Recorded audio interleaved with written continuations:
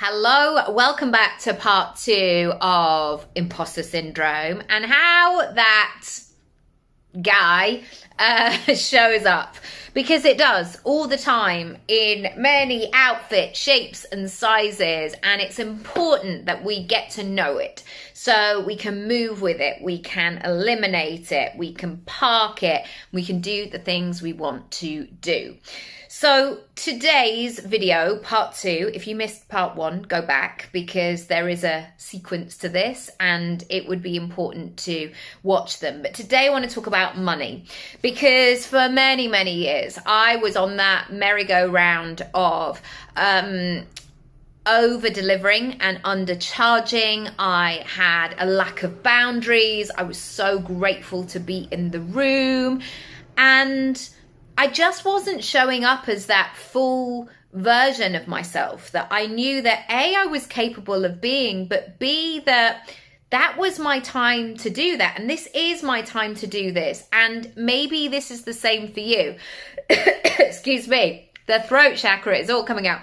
And I think that so many of us can be in that temptation of playing small or doing things on the peripheral and just saying it doesn't really matter and it's just this small thing.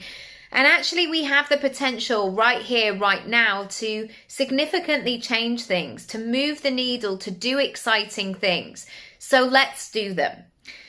The first thing I want you to really look at is having a conversation with money. Looking at your relationship with money and not just what's happening in your bank account or what's happening in your financial life. That's really important and that's really valuable. But you're also going to get so much from how you talk about money, what you say in terms of your charging, how you ask for money, how you negotiate, how you share what the pricing is, how you are in that relationship, how it plays in your nervous system when you think about it, what works really well, what feels really good in terms of money, and what keeps you up at night worrying.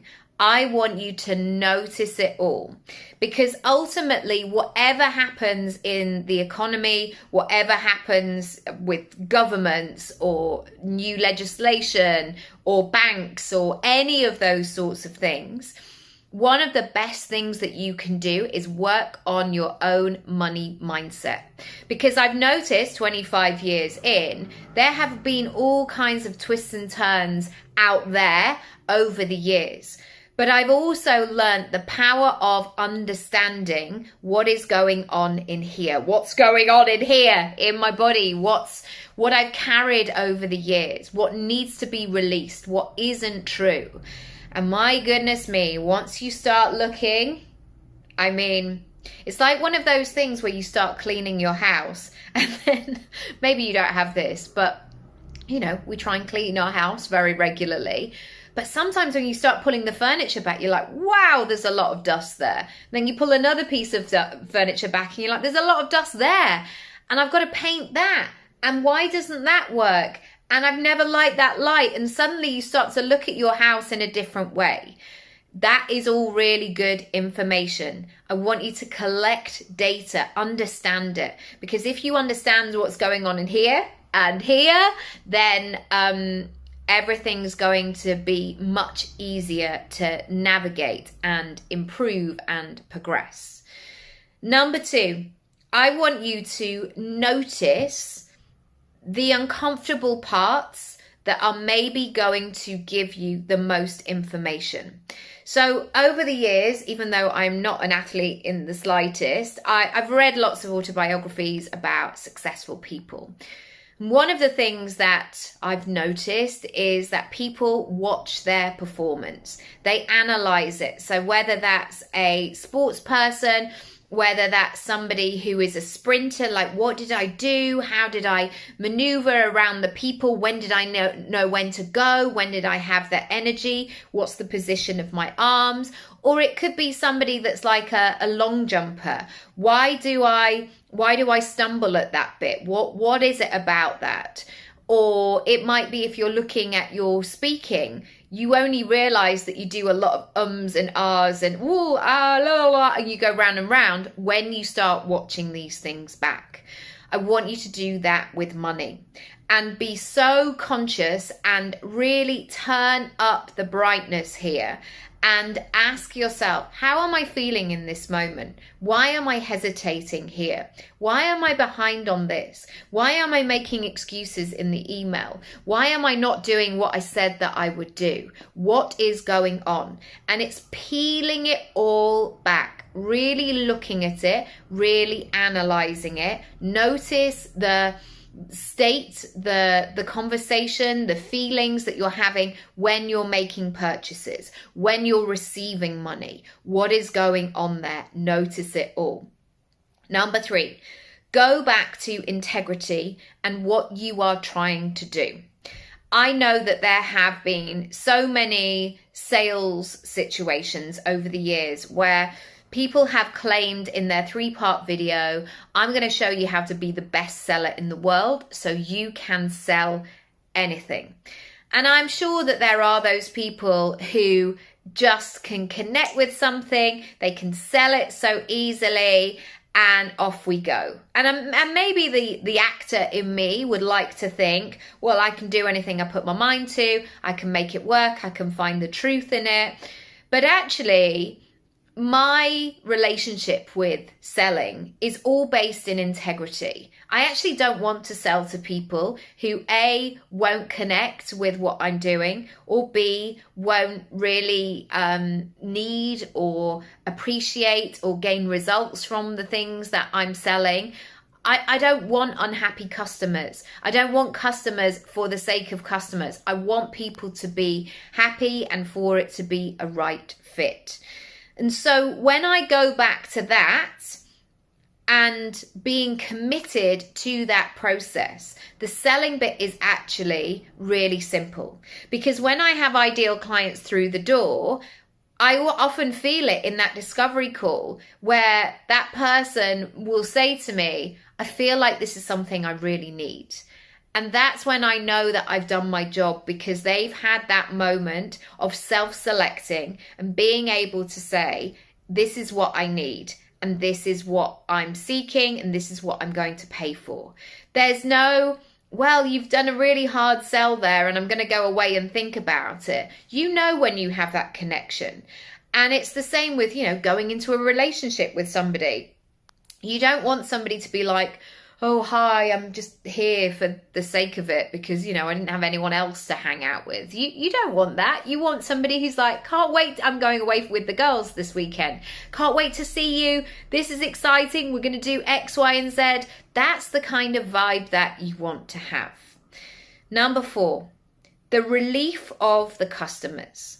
This will really help you sell and price and encourage that relationship and that flow of money. One of the things that comes up when people talk about increasing their prices is that imposter syndrome of like, is it okay to do that? Am I taking something away? Am I taking the money? Am I being greedy over here while this person is struggling? And, all of those things. Many of us are empathetic human beings. We want to do right by people. We want to be in integrity. And so I want to give you another perspective today of a purchase that will move the needle and move things forward. Not just for that person, and we'll go on to this in part number 4 as well. When we were moving into this house, it was a 5-month process. And our house is, it was built, it's an Edwardian house. It was built in the early 1900s.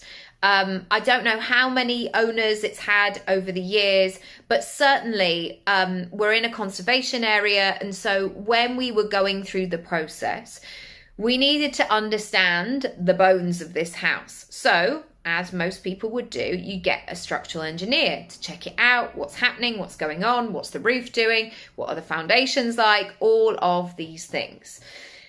And the great thing here was that structural engineering report, even though it was so much money for us, but, essential, it felt like grown-up money. It's, you know, when you're like, well, we're making a practical purchase here, which is a lot of money, but it's essential.